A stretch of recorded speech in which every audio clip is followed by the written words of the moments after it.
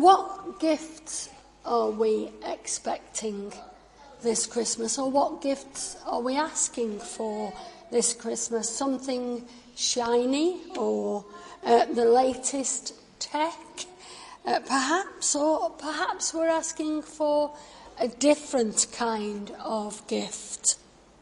Perhaps that your family will get along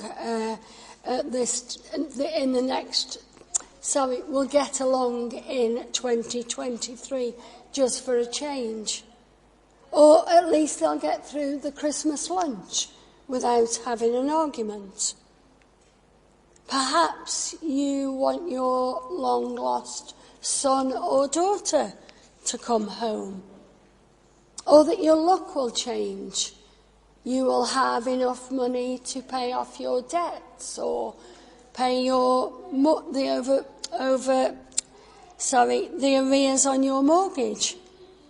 Or perhaps you need a new car because your car is just not going to go much further. Is that what Christmas has become? We ask for the miracle at this time of year. Well, let's face it, getting some families together after rows is a miracle, isn't it? Is that what we're asking for, or do we think there is something better? Well, the passage that we are looking at, Isaiah chapter 6, verse 2, "For to us a child is born, to us a son is given, and the government will be on his shoulders, and he will be called Wonderful Counselor, Mighty God, Everlasting Father, Prince of Peace." Isaiah chapter 9, verse 6. These words were written some 700 years before Christ's ministry on earth, written by Isiah. The people were living in darkness. The world is in turmoil. It's in a mess. People are living with superstitions, materialism, idolatry, arrogance, prostitution, child sacrifices, and there's no good leadership. But does this sound familiar? Isaiah could be writing about today, couldn't he? Then as now, the people are in desperate need to see the light. But where's God in all of this? A child is born, a son is given. He will be called Wonderful Counselor, Mighty God, Everlasting Father, Prince of Peace. Something extraordinary happens at this time of year. Millions of Christians join together to celebrate the birth of a child. That's extraordinary, isn't it?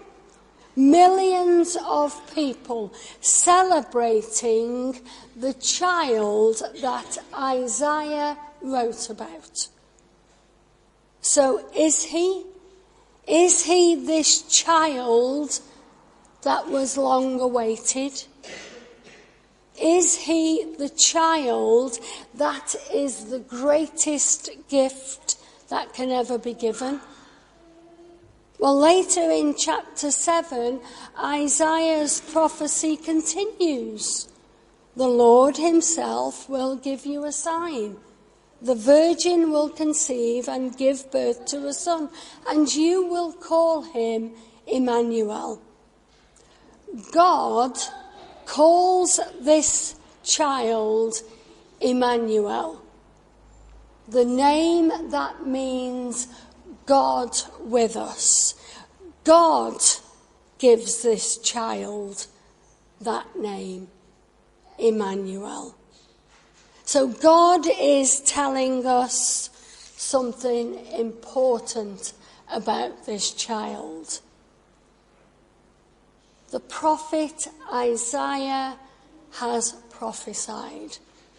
The people are looking forward to what is to come, or more importantly, who is to come. And they waited 700 years, and he's born. But there's nothing extraordinary about this child. There's nothing godly. In fact, completely the opposite of what we would expect of God. He's born in a place that's no better than my shed in the bottom of my garden. But the prophecy is realised. For to us a child is born, to us a son is given. The baby who would be born to a virgin, whose name would be Emmanuel, God with us, he's born. And he will be called Wonderful Counselor, Mighty God, Everlasting Father, Prince of Peace.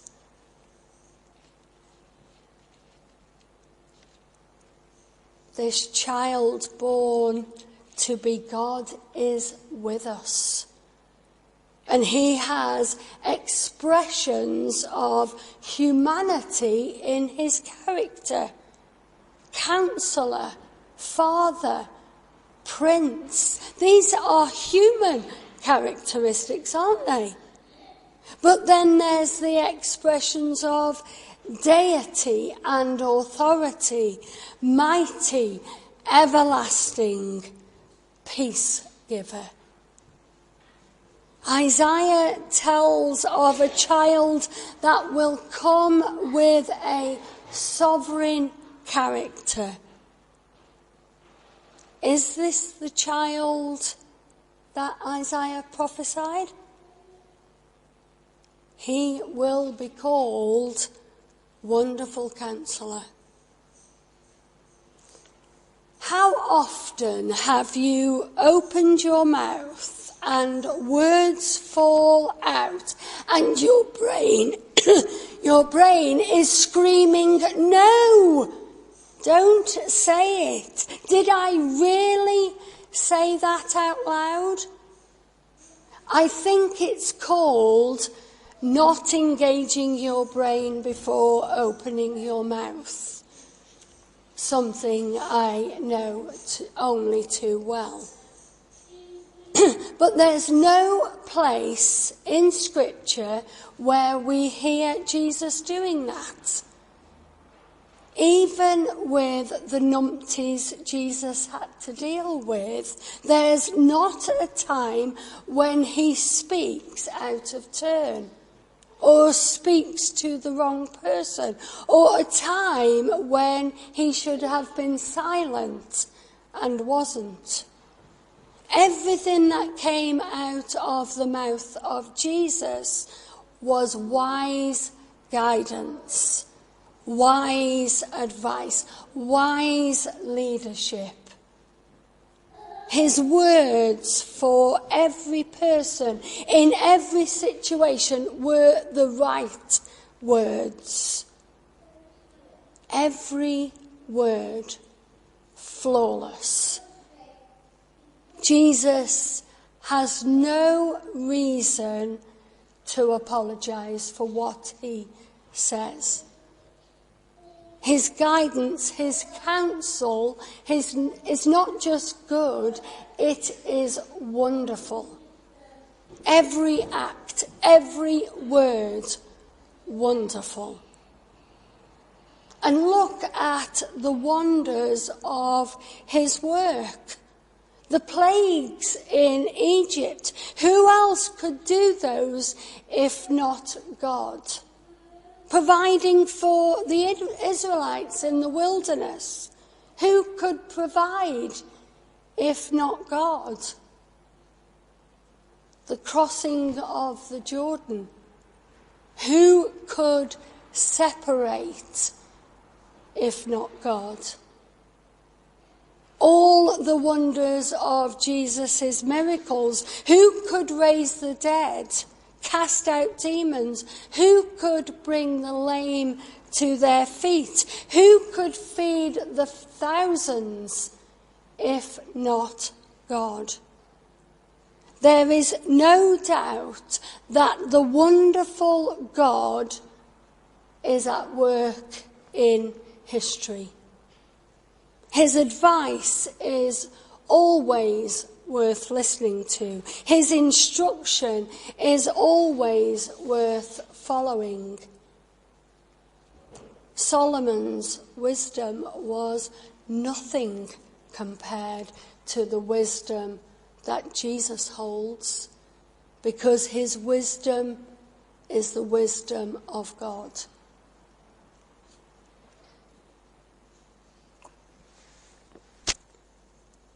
He will be called Mighty God. This child given is fully human. Yet not only does he give perfect advice, he allows us the power to follow that advice. We worship the baby Jesus this season. The world at this time of year is willing to accept the baby Jesus, the beautiful, vulnerable baby Jesus. It's Christmas. It's what we do. There's a baby in a manger. But can the world go farther than that? Can the world go farther than he's just a cute baby? Well, you know, the world thinks that this cute baby, there is no threat to their sin if he's a cute baby. Hopefully the churches will be full this Christmas. But can the masses imagine? Can they imagine for just one moment that the baby in the manger is the mighty God? He is the holy, infinite, sovereign Lord, the baby who is the God of all creation. Will the world bow the knee and repent before this vulnerable child? Will they put him on his rightful throne this Christmas? Or is that a step too far? Yes, we can cope with an infant Jesus, but the mighty God, well, that's something else, isn't it? He will be called Everlasting Father. But isn't that confusing? Because God is God, Jesus is Jesus, and the Spirit is the Spirit? Well, no, because Isaiah is telling us the characters of Jesus. Jesus, as a good father, he is sensitive to our needs and provides for his children. He is compassionate and affectionate. He provides security and protection. As a father shows compassion to his children, so the Lord shows compassion to those who fear him. At funerals, we hear people saying of their fathers, he was the best father anyone could have. He was the best in the world. Well, sorry, but Jesus beats you to that top position. Because not only does he know what we want, what we need, he knows what is best for his children. He knows exactly what is best for his children, and he can provide what is best for his children. But amazingly, astonishingly, he can do so much more than any earthly father, because he not only provides the best in this lifetime, he has already provided and prepared the best in the world that is to come. The perfect home he has provided for his perfect children after we are finished here. He wants to be with his chosen children for eternity.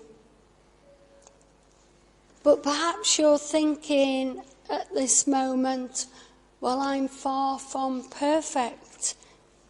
But through faith and love in the everlasting Father, then you have the gift that he has given you.